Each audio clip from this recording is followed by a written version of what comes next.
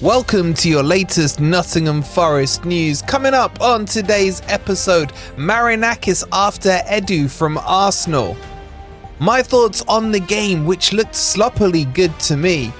Forest set to raid Fiorentina yet again. And Forest are going Locko for Locko. All this and plenty more coming up today on your latest Forest news. Let's get into it.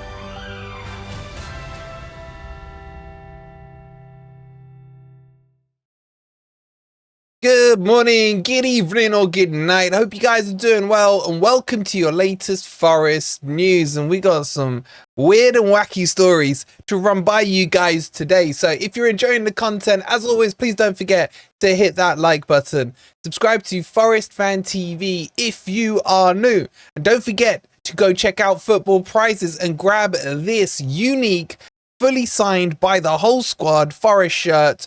And you have the Insta prize win of Willy Bolly and the new home kit if you hit those magical ticket numbers. So go check it out. The link's pinned in the comments or scan this QR code.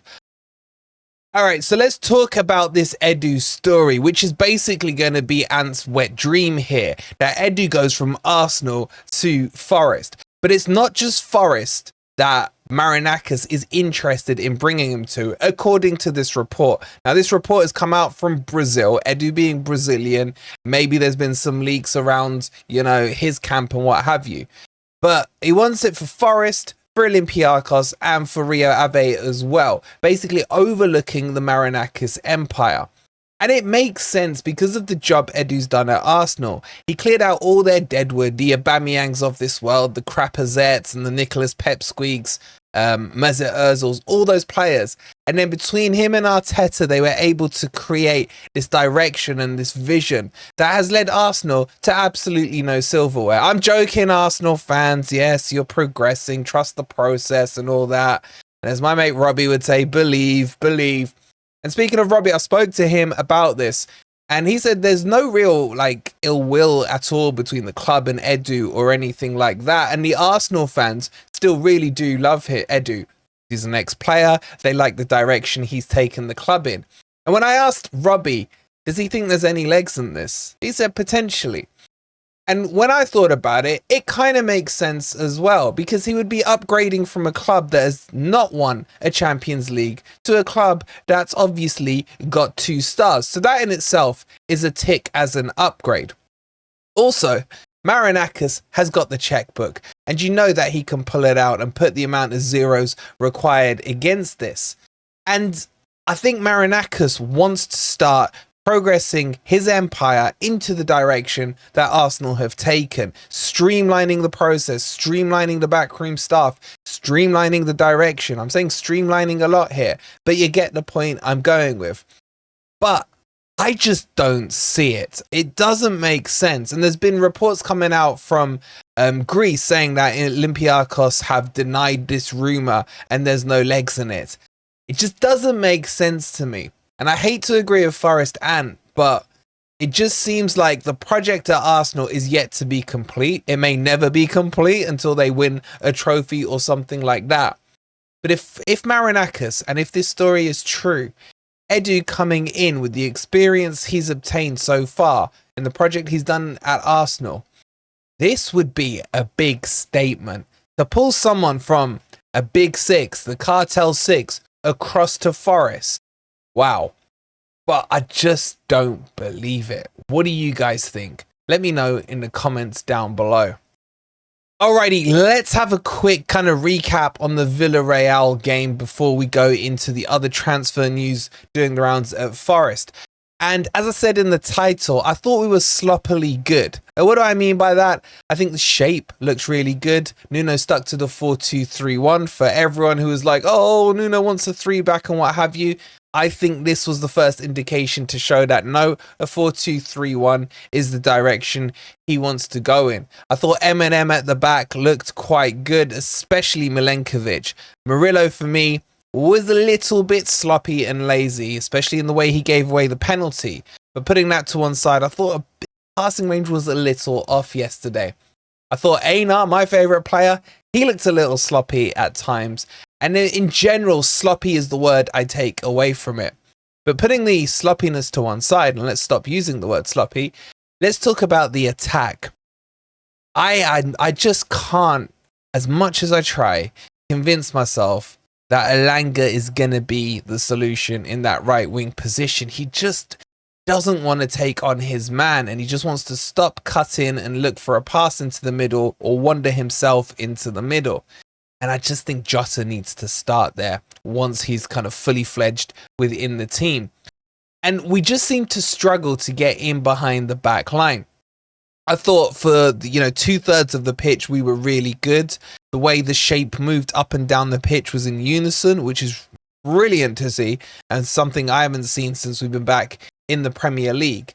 But we just got to figure out how to break defenses down. And I do think it comes down to one thing, and we do need a striker. I don't think Chris Wood was that bad yesterday. I just thought he wasn't in the game at all. But putting aside, is Chris Wood good or bad? Is Taiwo good or bad? I'm just looking long term in terms of the way they can't get through a whole season without getting injured. Chris Wood now well into his 30s.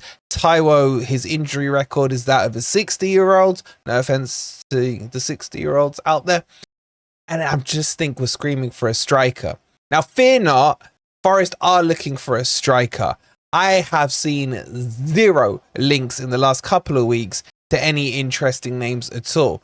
But we are putting a shopping list together for you guys, and we will show you the potential that Forest could get, be it if we break the bank, which I think we may need to do, and, get a proper number 9 who's going to be fit, or be it we buy someone with potential, which I'm not against, and then see if they turn into some kind of Murillo. But that to me is probably now too risky a strategy. We've built, and we are building, a really good squad. Anderson came on yesterday, looked good. I thought Danilo was decent as well. Who else played well? It wasn't that they played bad or they played well. It was in fits and spurts, is my point. And looking at Miguel and the stuff we heard about him on his kicking, I saw evidence of that yesterday being a bit weak.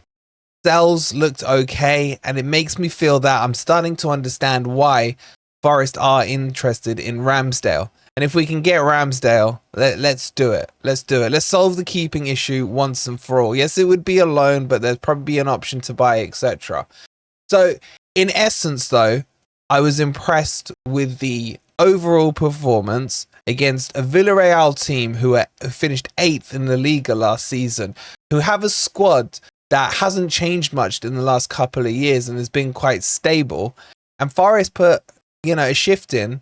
And if anyone was going to win it, it would have been us, even though Danjuma missed that penalty. And I just think we're close, but not quite there. So we got Olympiacos next week. I wonder who Marinakis would want to win that one. If you really could find out, that would be an interesting answer, wouldn't it? And then it's on to Bournemouth. And this is my worry, is that if we are going to get a striker and we can't get one in before the Olympiacos game, then we're in a position where we're buying them last minute, and then we're going to have to get a bedding in period for them. And that bedding in period is going to happen during Premier League matches. And that's my only real concern right now with Forest. Everything else I've seen pre-season, I've been more than happy with. Compare that to pre-seasons gone in the Premier League, and it is absolutely night and day. The patterns of play yesterday were good. There was some quick one-touch passes and everything else. The only other major concern I have is, are we ever going to get a free kick specialist, man? Scarpa, I miss you. All right, let's move on and talk about some interesting transfer rumours. And I say the word rumours and I underline it because if this is true, then we've won the league for me.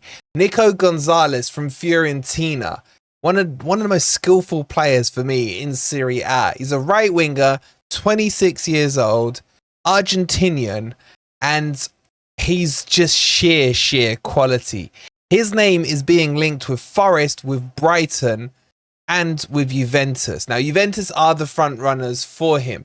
He's been at Fiorentina since 2021, if I remember rightly. He's played 86 games, scoring 25 goals. He plays on the right wing. very heavily left-footed, so tends to like to cut in a lot. But he's like freaking 5-star skill FIFA style, man. He's just very silky on the ball. And not only that, his goal threat comes obviously from his left foot, but also he's really good in the air. Now, his weakness for me is his right foot, although he still can use it. It's not just for standing on. But if I was to pick a weakness out for him, it would be that. And the biggest issue is his valuation. He's currently valued at about £32 million. And does it make sense? I want it to make sense, but we've just bought Jota, who will play on the right wing. We've got Elanga, who plays on the right wing, or tries to. And you got Eric De Silva, who can, and Nico Williams, who can. We know Nuno wanted 2 more wingers, and we've got obviously Jota and Sosa.